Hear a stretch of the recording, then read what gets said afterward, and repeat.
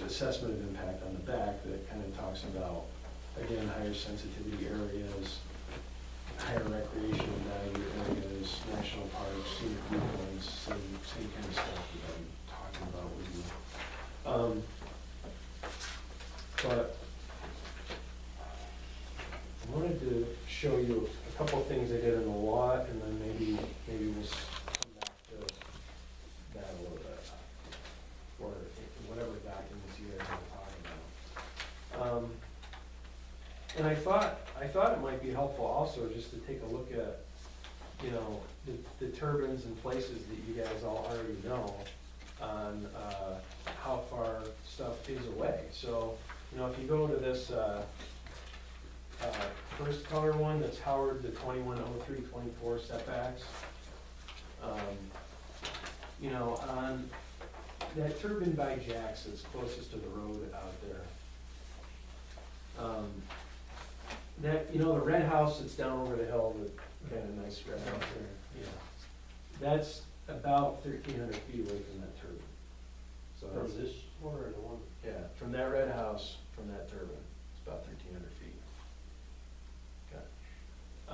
Can they, is it visible from there because of the wood? No. woods?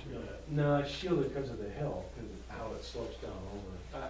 I mean, I guess, I'm sure if you're in the house, it's not. If you're in the road right there, you can just see it peeking up over. Now, that turbine is, you know, 150 feet shorter than what they're talking about for most of the turbines in this project, but it's, what's I gonna say? But I still don't think you'd probably see it from the house if it was taller, but you obviously see it more from a lot of other places. That hill slopes kind of harder right there. Yeah. And then from Jack, is that your house there, Jack, or is that Jamie's house with the pool and stuff?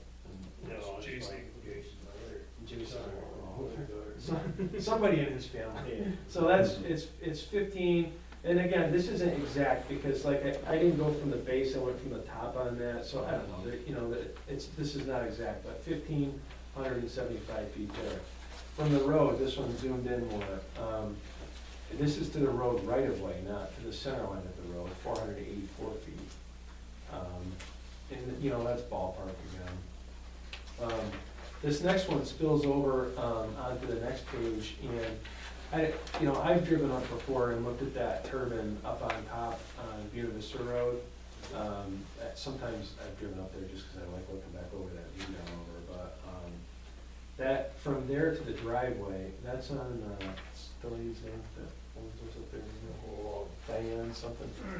Well, that's, Yeah, Heflet, yeah. It's 14 or 51 feet from that driveway out to there. That one, to me, you know, and this is one of the things about screening and different things like that. To me, that one kind of seems closer than, in a lot of ways, than that one than when they're over the hill, just because it's more of like a flat plane that you're looking at it on. Then, okay, on the next one, so this is Hatch. I see right along that one. This is over on Hughes Road. It's Hatch's house there. That's what it Yeah. is down below. Is it his house or is it? Okay. Yeah. Yeah, the next one, okay, yeah, so Hatch's house. Yeah, I'm pretty sure. It's like 1,400 feet from the turbine. The next one is, that turbine to the road is 487 feet. And I didn't do it on all these, just ones that you guys can kind of know. So then, this is your garage, right? No, that's going to my house. That's your house right there? Yeah. Okay. So the Knoll turbine to your house, 1,786 feet. And then, just to the road, kind of at an angle on the next page, is 2,252 feet. And then, west, I think that's your house there, from the turbine on the last page, 1,747. So just, you know, I thought it would be helpful to have some of these distances in your heads while we're talking back over on these setbacks, because, you know, you guys more than most people are familiar with where they are. And then, so then on the, you know, I did the first turbine on here in part, Jim, because that would be one that's closer to your place that you'd want to kind of distance on things, on how things would be, but like, you know, for the Burden House there, 2,400 feet, this is generically like where it looks like on the map where it's gonna be. It just kinda looks like it's in the middle of that, those Yeah. trees right there. And then, there's another, place that was a couple thousand feet, and I can't remember. That's which the house other, it is. another burden, yeah. Yeah, oh, Amberburg, Yeah. that's what that was, yeah. Okay, and then, so then to your place, Jim, it's like 4,500 feet from that point. You, that slopes down over coming towards you, right? Yeah, yeah, It's that's, kinda up on top. right, that slopes down quite a bit, yeah. Okay, and then, I think that's another one of Greg's, properties, that last one, Ellis. Yeah, that's Ellison's, I think. Yeah, that was 1,600 feet, and then like the Cornell's house is a few thousand feet. And so, I don't know, I know last time we were talking about like what some distances were, and I didn't want to go through and do this like on every site, but I just thought that it would be helpful to kind of contextualize some of this stuff a little bit more. Okay.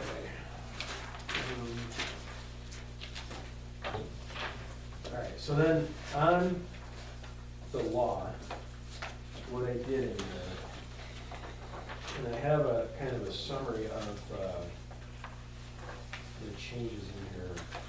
On page 2, I wrote in, you know, just a bunch of stuff, almost verbatim on what's in the comprehensive plan. This is listing, this is findings, in the findings section. Sorry, it's kind of weak right now, it's pretty good, but it says, the Town of Howard's comprehensive plan establishes the following goals and findings that the regulations established here and seek to further and promote. A, that the town should protect and enhance its rural character. B, that the town should encourage and protect the agricultural community as an essential enterprise in the town. C, that the town should protect the scenic values and natural beauty of the town. D, that orderly planned development should be encouraged to encourage efficient and effective use of tax dollars. E, that it should seek to preserve open spaces, special terrain features, and unique farmland. F, that the town should ensure that land, water, and airspace will not be spoiled. G, that small businesses should be encouraged in the town.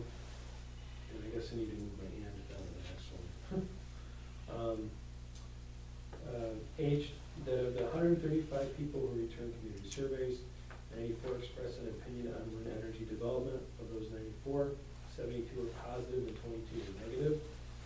I, that the different items identified as issues facing the town in the future, the 3 highest identified were property taxes, budget, cost of maintaining road, no tax base, 31 people, lack of job opportunities, 6 people, and people wanting city services / public water, 5 people. So that's like, you know, there's some other stuff in the comprehensive plan, but some of it's not, I don't know that it necessarily ties in that much with that. Any questions on that, or you think you like it or like it on?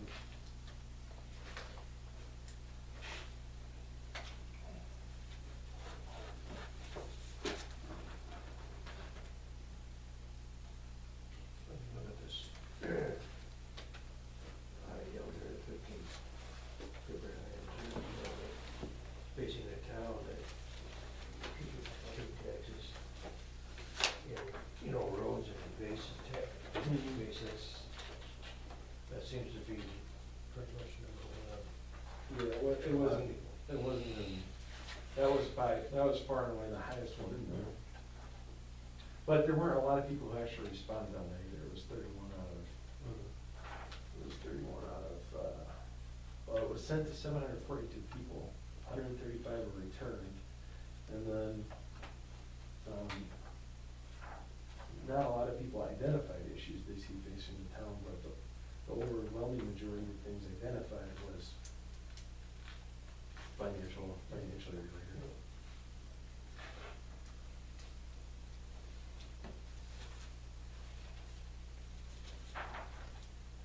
And your opinion on more than we have on the Financial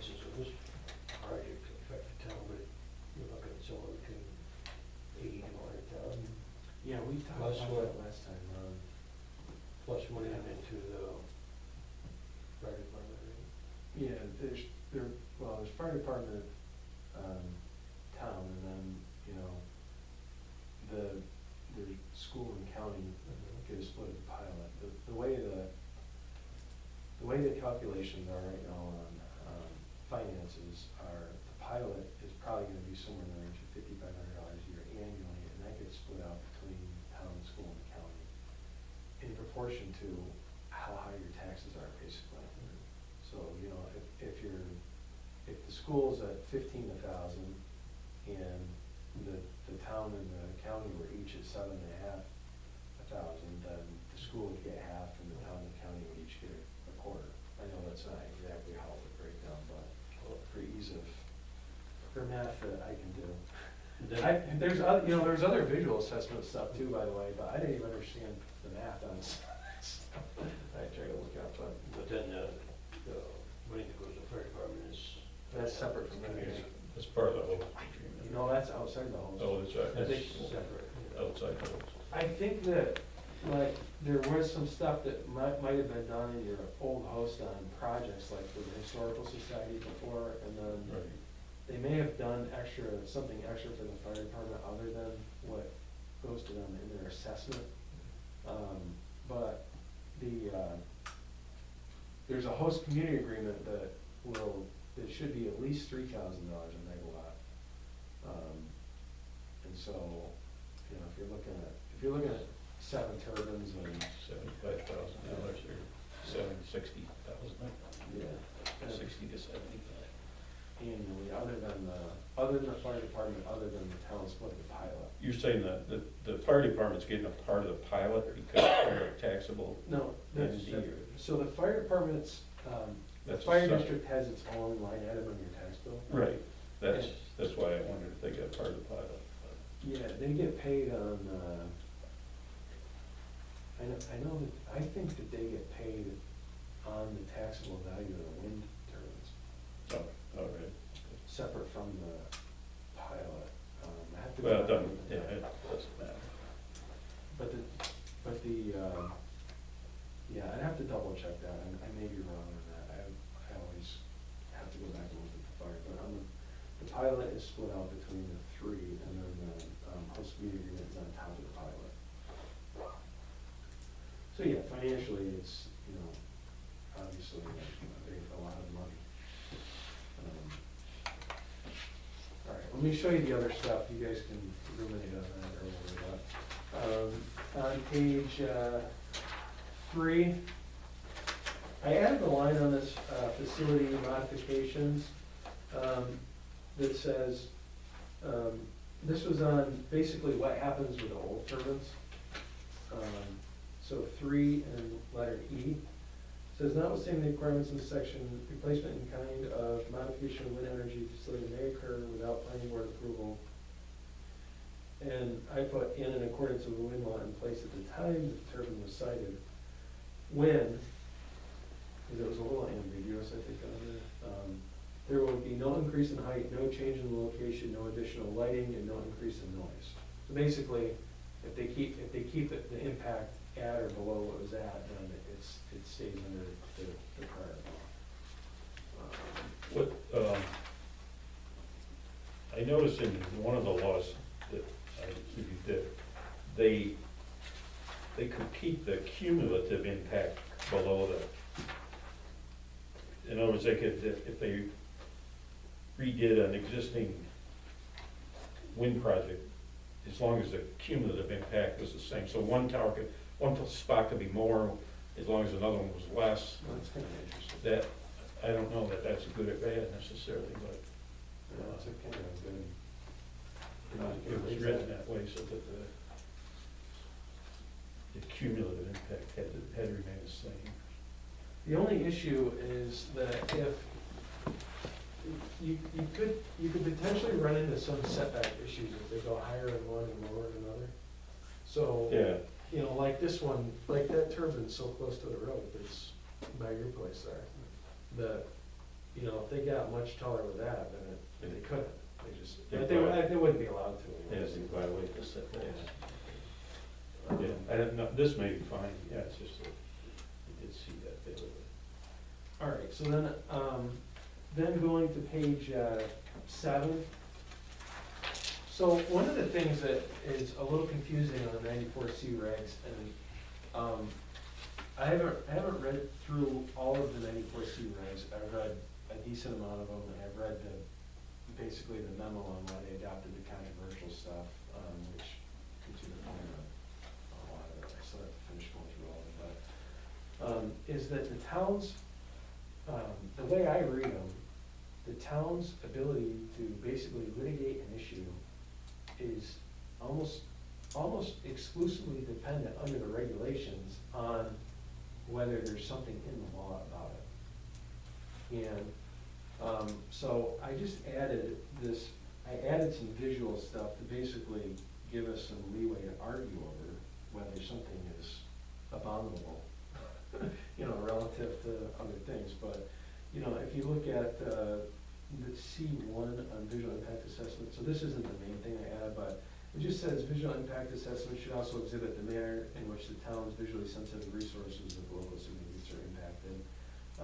So, you know, if they don't do that, or if they do it, we think insufficiently, then we can say, hey, you gotta go back and re-study that.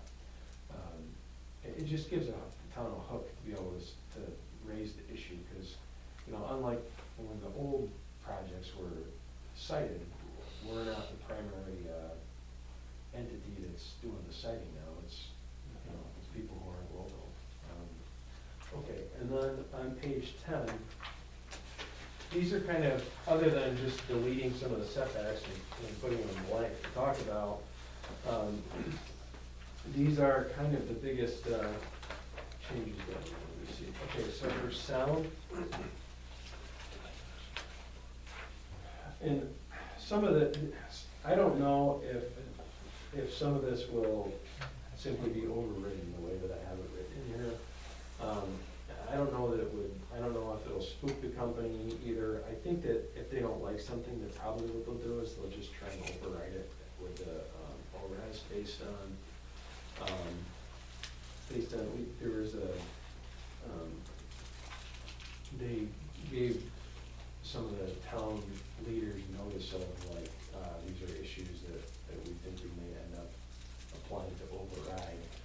And basically, I think the wind company's view of whether something is unreasonably burdensome in light of the state's energy regulations is whether it fits with their project design.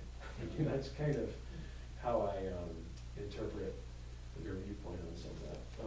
And I said that in the meeting. I said, you know, to their attorney, I said, Jim, whether something is unreasonably burdensome isn't really contingent on whether it fits with your design as you want to build it right now. Because, you know, obviously, there are reasonable regulations that may not fit with what the state says and something. So I have, no turbine shall be installed in any location that would substantially detract from, impinge upon, or block, and it's all substantially, the view or portion of a scenic view shed as viewed from a public right of way or publicly owned land in the town. So that really should be something that's, that would be disagreed with by the state, but what the issue can be is just the subjectivity of it.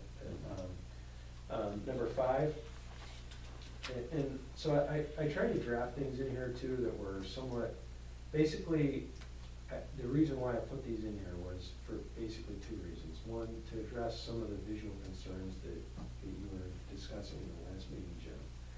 But also to give the towns just the ability to say, hey, this doesn't fit in with our wind law. If there's, you know, a turbine that is cited that, you know, everybody in the town is saying, hey, this is good, not everybody in the town, but, you know, it's something that the town leaders think, hey, this is an issue that we need to litigate. The way I read it, if you don't have it in your law, then you're not gonna be able to raise it, but the wind company, you know, I was, talking about that type of issue to this guy. He's like, oh, they always listen to the towns, and to a certain extent, he's right, they do. My experience